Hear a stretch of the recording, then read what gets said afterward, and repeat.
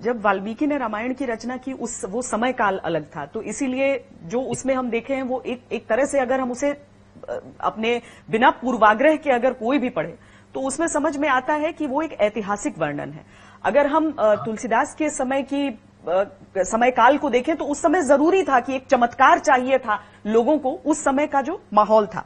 तो जब अमीश ने अपनी किताब लिखी तो आपकी सोच क्या थी इस समय काल के लिए? क्या आप चाहते हैं कि जो यंगस्टर्स हैं, जो युवा हैं, वो उस नजरिए से देखें, वो थोड़ा सा वाल्मीकि को भी समझ पाए कि ओरिजिनली क्या लिखा गया था और इतिहास का हिस्सा कैसे हो सकता है? क्योंकि आपकी किताब में कहीं पर भी चमत्कार का वर्णन नहीं नजर आता है, जैसा आपने उस युद्ध का जिक्र किया या फिर सीता जी के बारे में बताया या फिर वो उस ट्राइब के बारे में बताया जिससे हनुमान जी हो सकता है रहे हो, जो कि वाल्मीकि रामायण में भी जिसका हल्का सा अंश हमें दिखता है।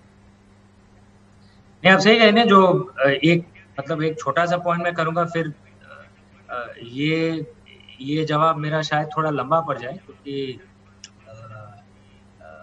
मूल रूप से मतलब मेरा जो लेखन करने का मेरा जो इंस्पिरेशन है वो इसी मूल धारणा से आता है। लेकिन सबसे पहले मैं कह दूं कि वाल्मीकि रामायण में उन्हें वानर कहा गया है, हनुमान जी को। तो वानर के कई इंटरप्रिटेशन हो सकते हैं। कुछ लोगों ने कहा है कि उसका इंटरप्रिटेशन कपिश होगा। कपिश शब्द बाद में इस्तेमाल किया गया, वाल्मीकि रामायण में नहीं। कुछ लोग कहते हैं कि उसका मतलब मंकी होगा, तो इसीलिए हनुमान जी को वैसे लिखा जाता है। लेकिन नर का मतलब मैन है, और कुछ लोग कहते हैं कि वानर का मतलब फॉरेस्ट मैन, जो जंगलों में रहते हैं। तो ये भी एक इंटरप्रिटेशन है। तो ये एक छोटी सी बात है, लेकिन आपने जो आपका जो मेन जो सवाल था कि मैं क्या करना चाहता हूँ अपने इंटरप्रिटेशन को लिख के। देखिए, भारत माँ के लिए पिछले जो सैकड़ों साल जो हैं,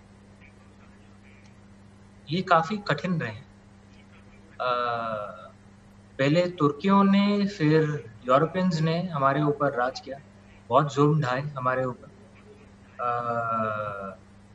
हम जिंदा हैं आज भी क्योंकि हमारे पूर्वजों ने कभी हार नहीं मानी, वो लड़ते रहे।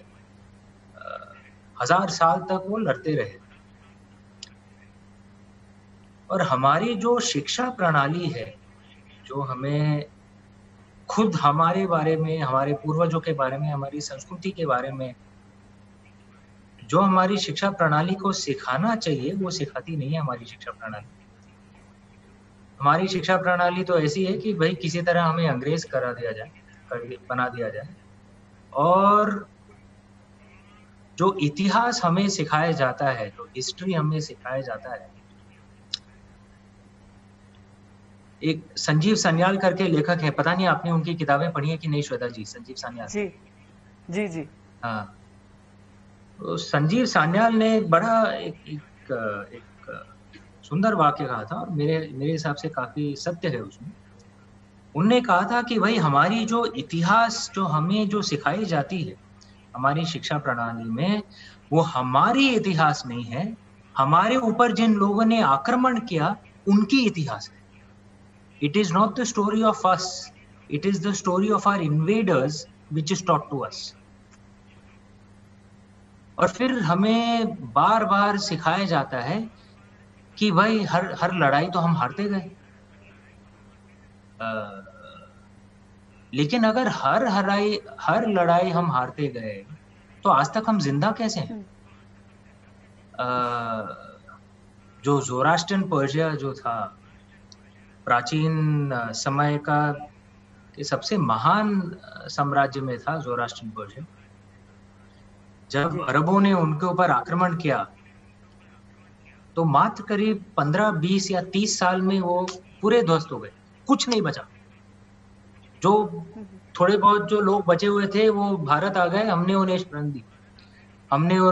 शरण दी, तो उनकी संस्कृति आज भी जिंदा है पारसियों की। लेकिन पर्शिया में तो वो संस्कृति कई हद तक खत्म ही हो।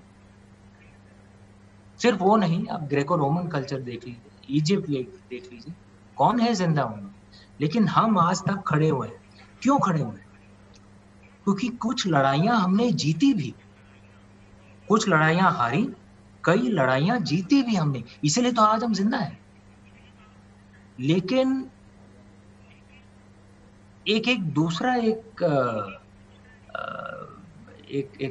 वाक्य मैंने सुना था, एक फलसफा सुना था एक बार, कि the danger in fighting a monster is very often you yourself become the monster. जिन्होंने हमारे ऊपर आक्रमण किए, तो तुर्की और जो यूरोपियन थे, बड़े क्रूर किस्म के लोग थे,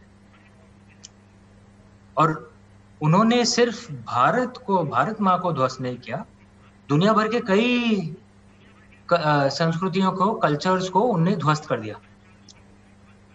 जो अरब कल्चर जो पीक था, अब्बासिद कल्चर, उसे किसने ध्वस्त किया? यही मंगोल और टर्क्स ने। Sacking of Baghdad was done by whom? These people only. China was also attacked, the Yuan dynasty कौन थे? यही लोग थे। तो मेरा मानना ये है कि अगर आज भी हम जिंदा हैं और आज कई सैकड़ों सालों के बाद हम अपने संस्कृति को रिवाइव कर रहे हैं, अगर हम वैसे ही बन जाएं जैसे हमारे जो आक्रमणकारी थे, जो तुर्की और यूरोपियन थे, तो फिर हमारे रिवाइवल का फायदा क्या हुआ? अगर हमारी जो पूर्वजों की जो धरोहर है, जो परंपरा है कि हम लोग सशक्त हैं, स्ट्रांग हैं, टफ हैं, लेकिन लिबरल भी हैं, यही हमारी परंपरा रही। जिन लोगों ने भी, मतलब जो विजयनगर साम्राज्य था, उसने कई हद तक हमारे संस्कृति को बचाए रखा।